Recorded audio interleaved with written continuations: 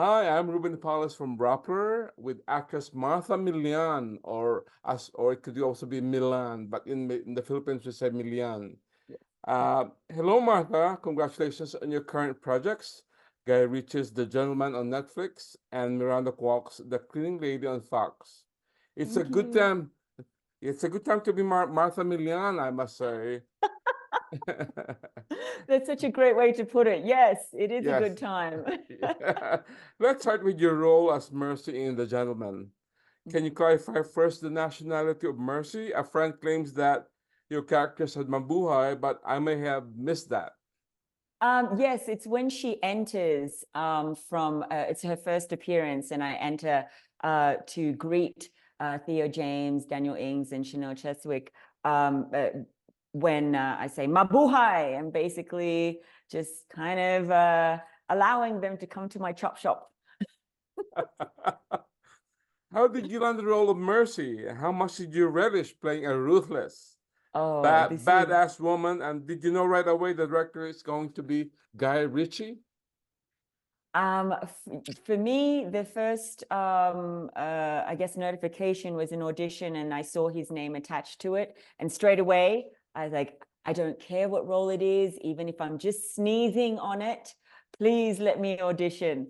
So it was sent by my manager, and I put myself on tape here while we just wrapped season 2 of The Cleaning Lady.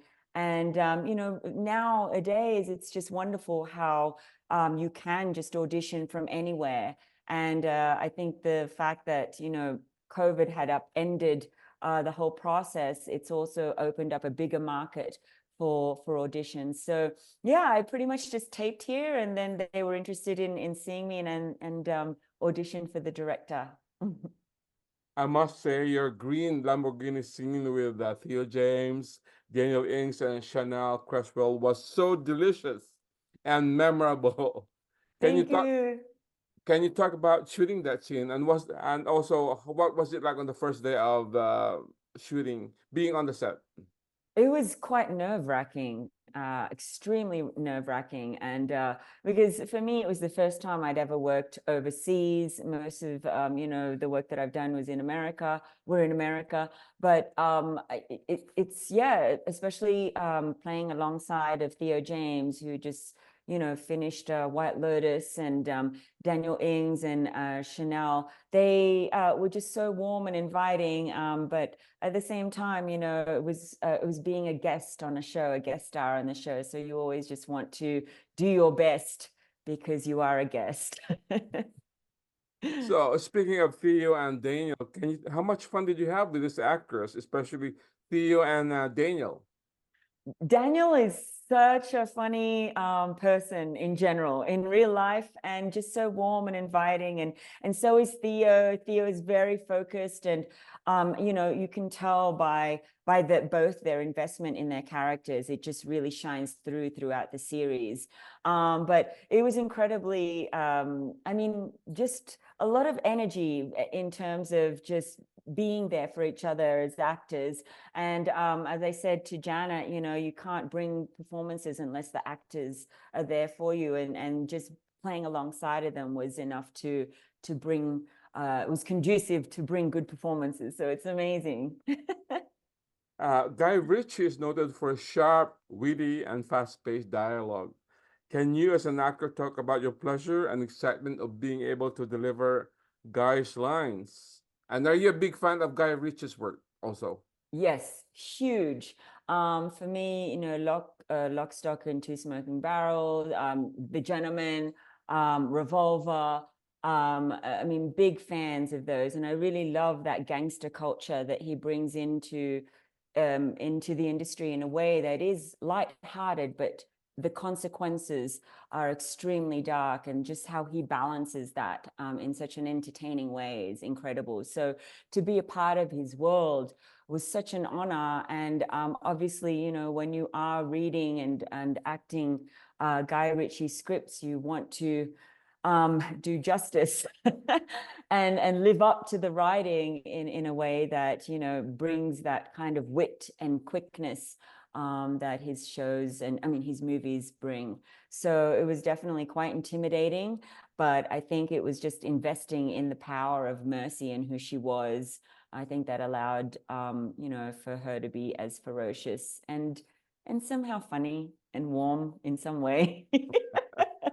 I'm sure you look forward to working on a Guy Ritchie project again. And please comment on that. And also, what was it like to meet Guy Ritchie for the first time? Well, for me to in terms of the first question, it's like I would obviously love to work on another Guy Ritchie project as any actor would. I think, like I said, the balance of how his shows are so entertaining, quick-witted, but at the same time deals with a lot of dark issues are so intelligently balanced that it just keeps the audience coming back for more. And in terms of like meeting Guy Ritchie, you know, he at that time we were filming, he was already filming another project, and so it was just a quick glance during the premiere for me. It was just like, hello, and of course it's Guy Ritchie, everybody's just clamoring. So at the same time, it was just such an honor to be at the premiere and to be invited, and you know, I couldn't have asked for more to attend a world premiere of his project. So it was amazing. And you have another delicious scene towards the end of this show that we will not discuss. But can you just tell us how much fun did you have doing that scene, because it's also memorable? Are you talking about in episode 8?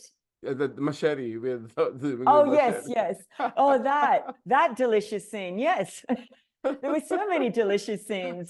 I think, you know, it's fair to say throughout the whole series, like, you know, every character from Theo, Daniel, Kaya, Chanel, Jolie, I mean, just all the main characters, they've really relished all of their scenes. But for me to dive into someone that I've never played before and to have a physical machete in my hand was so empowering. I mean, obviously it's very violent, but there was a way, there was just, it was challenging as well in order to make it authentic and real and believable. But I think that comes through with the writing, again, with the vision of the director, and obviously with the collaboration of all the actors. It's incredible. So that in itself is just something that yeah, I hope to experience again. As you say, mabuhay and brava on that performance. Thank Now we you. go now we go to the clean lady. Can you talk about your character Fiona de la Rosa in season 3, and how this new season expands on the backstory of Fiona? Fiona, this is a complete opposite to to Mercy. She is going through a lot. Obviously, she's just recently been extracted from the country and separated from her family. So the journey is seeing how she, if she even returns to the US at this point, and how her collaboration with Tony or her relationship sustains this really tough point in their lives. But I think you'll find so many core values being relived or rediscovered in terms of how far will you go for your family, for your children, and why do you do these things. But to reunite with Princess Punzalan, Alberto, and then also work with JB Tadena I mean, it was an amazing and incredible experience to live out through a Filipino environment and set. So yeah, I'm excited. So as you mentioned, Fiona is deported to the Philippines. So your scenes are set in the Philippines, but you film in New Mexico, and you Yes. get to deliver Tagalog or Filipino words. So first, how do you adjust your Australian accent to say these Tagalog words? And do you sometimes wish you were actually shooting in the Philippines? I mean, I just want to give a shout out to Rochelle Berliner, who did the actual design of, like, she built the set in Albuquerque. And the authenticity and detail of creating a Filipino outdoor turo was incredible. So it just helps the actors so much to, you know, just dive into being in the Philippines, except that it was winter when we shot. It was December and it was like 30 degrees Fahrenheit. And we're supposed to portray the Philippines as what? Something hot and sweltering. And hence, JB in his tank top and everybody. It was just a challenging experience to still portray the heat while it was freezing cold. So that in itself was was both challenging for both of us, for everybody in general, even the crew. But I think the authenticity is what brings so much success to this show. And I think people will relate to a lot of the relationships that they go through with their siblings or with their family, regardless of our heightened stakes and our pushed reality.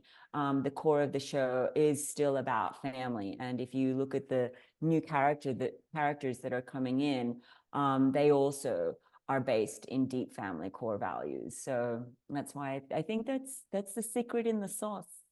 And how do you adjust your Australian accent to say those to speak in Tagalog? I know. People get really shocked when I start speaking in Australian. For me, it's just I mean, I grew up with my mother and father, like talking like this, and then for them, they like, we don't talk like that. I'm like, yes, you do, but that's okay. But for me, it was very specific because I wanted to portray a Filipino who had been living in America for 15 years. And there's a difference in that accent as well. So I wanted to find the authenticity in that and also modeled it along my auntie's line, who had been living in America for many years. And same with my parents, who were in Australia for 40 years. So that's something that it's just innate. It's innate in me, and I just turn it on. I don't know what happens. It's like Filipino. And back to JB, Tadena, who is a friend of ours. Okay, the season introduces JB as Paulo Belleza. Can you talk about working with JB and the other Filipino actors in the series, including Princess Bunsalan and Alberto Isaac, who's a good stage actor, by the way? He's amazing. Yeah. They're all just so giving as actors, and just genuinely want to have fun, which is something so important to me on set, because we have we're dealing with such issues that are so dark and so topical at this time and controversial, that I think to have fun on set is necessary. So JV is a lot of fun. He's super easygoing, and Princess is the sweetest woman ever. I mean, she does have that quality, that nurturing quality that just calms you down, which Fiona needs. And Alberto is like the Filipino father who's like, it's like my dad, and he's like, okay.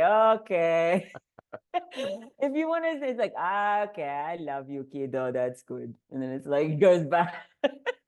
So there's all those, little details about Filipinos that are so authentic. And I think that's why that section of the show is very, is loved as well. Mhm. And the cleaning lady also taps diverse directors.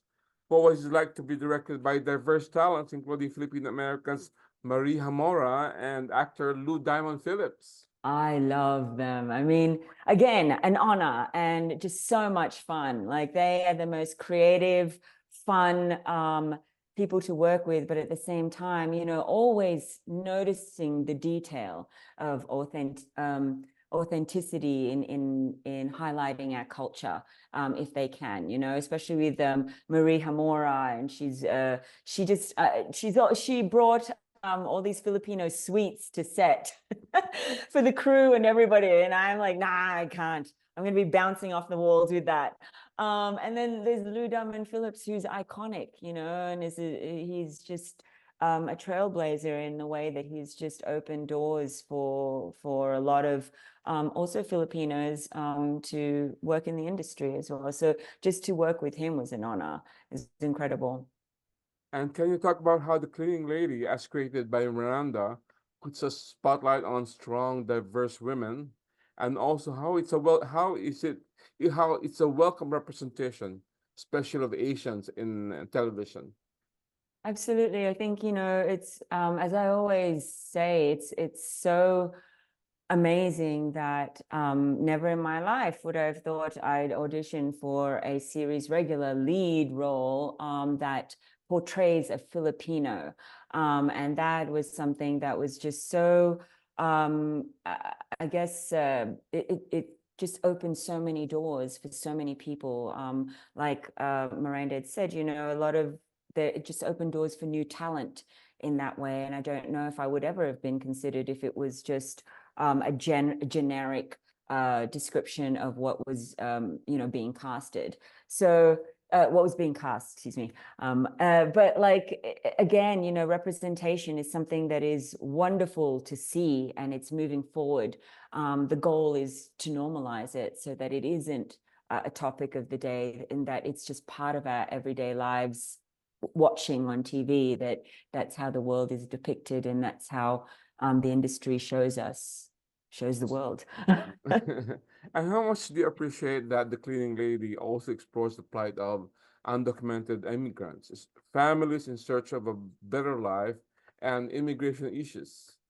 I think, it dives into just the reasons why people go through such dangerous situations. And these aren't just, light issues that we're talking about or experiences. These are life-threatening experiences in order to give better opportunities for their families. And, to actually put yourself through that or put your families through that shows a certain courage. And, I know that it is quite controversial in many ways, but I think we also have to consider the fact and the reasons of why people go through that. It's not a light decision people will take, and people, as I said, it's life-threatening that they would lose their lives in order just to give better opportunities for their families. So I think that's something that, the show highlights more than, and just the dangers that they go through, how life is so precarious every day for them. But it's still, again, at the end of the day, just seeing their children do so well in every possible way that they probably would not have done in their previous situation, So yeah. Very well said. What is the status of actors of color in American entertainment?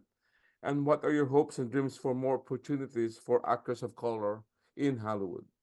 I think for me, it's so exciting. I really do. I mean, like I started doing this 20 years ago, saying my age now, a long time ago. And, in terms of limitations, I really didn't want to focus on that. It was all about just the work, how I can portray this character as best as I can. But the fact that now there is this openness that the industry is exploring and allowing, because content that is delivered these days that's what the audience wants. The audience are constantly bombarded with social media, and that allows for such a global point of view that it isn't just a narrow a depiction of a certain culture. People see different cultures in every country. For instance, I'm Filipino. I grew up in Australia. Elodie's a Cambodian background, but she's French.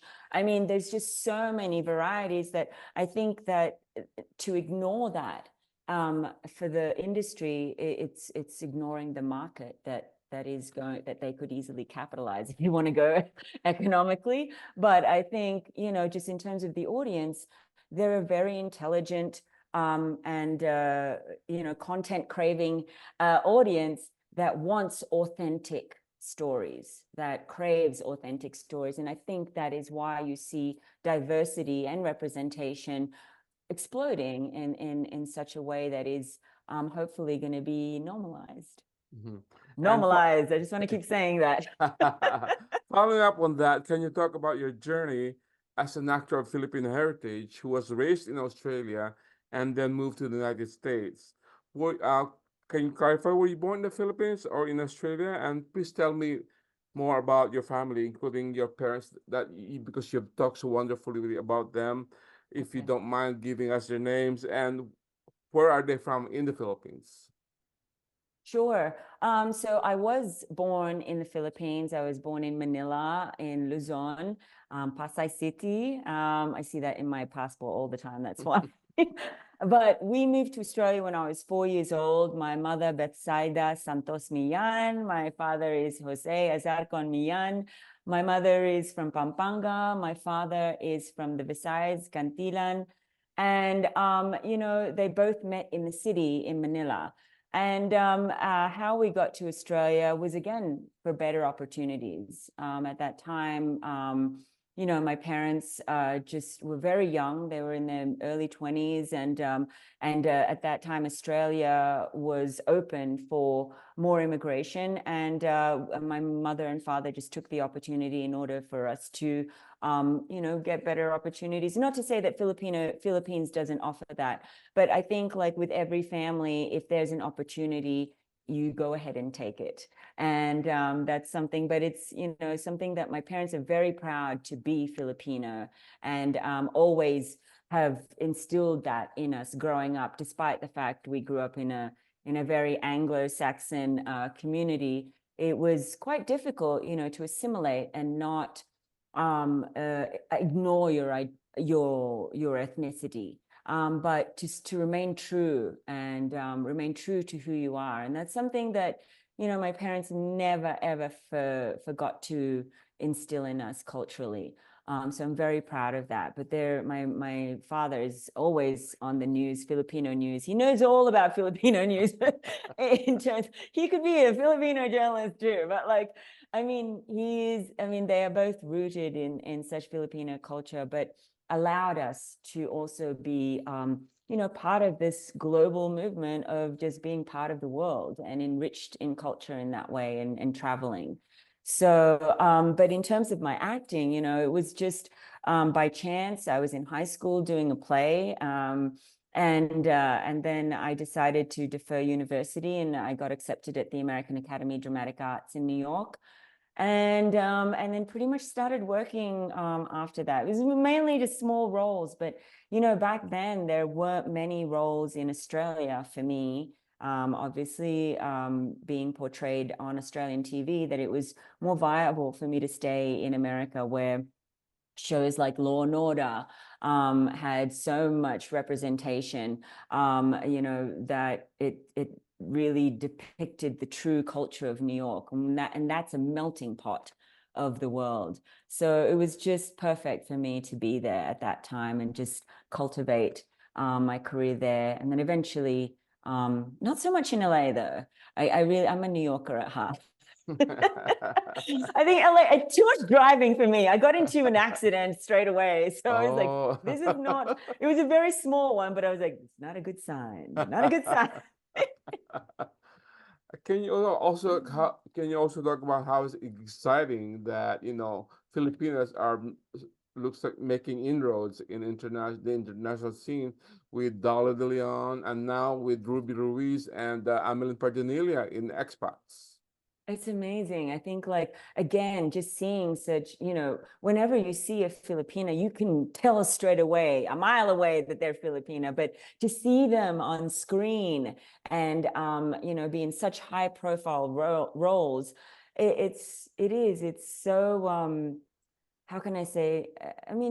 It's just empowering. It's always empowering to see someone of your culture, or knowing that they've probably gone through the same experiences, but also being a part of this movement that is normalizing things, that is allowing for more opportunities for different cultures to be part of industries that were just very, narrow in terms of representation. So it's just exciting to see that. And Dolly De Leon, for her just to burst out of on, like, in terms of the awards, and being acknowledged in that way, it's just so empowering for everybody. to see that, because you know you're a part of it as well, or in some way. It's, yeah, I think that's the connection where diversity and representation is important, because you connect to it. Yeah. And thank you for my final two questions. First, talk about being in the #1 show on Netflix. Congratulations. And also, what's next for you? Yeah, right now I'm just basking in the, you know, just the wonder of actually being a part of this industry and doing what you love to do, and then getting to see it succeed. You know, the having a #1 show, you know, I'm sure Guy Ritchie is used to it, but for me, it's like, it's something that is just, you know, you dream of it. But at the same time, like, you know, even working with actors on that show for me is a dream. So that in itself, but it's just awesome. All I can say is awesome. You see #1 and I know I'm on it. It's like, even if I was just sneezing on it, I would be so happy. But the fact that, you know, I get to do a lot of chopping and screaming is even better. And then, you know, the cleaning lady has been, it's our 3rd season, and it is a testament to what people want. And, you know, the fact that we have such topical issues on the show, and at the same time, the entertainment value, it's a great balance of what the audience these days are craving for. So I'm really proud to be part of both of the shows. Thank you, Martha. Congratulations, and again on this wonderful performances. And I'm sure we'll see you some more on the big screen or on the small screen. But thank you very much for your time. Oh my God, it's such a pleasure, Ruben. Thank you so much for talking with me. I appreciate it. Thank you.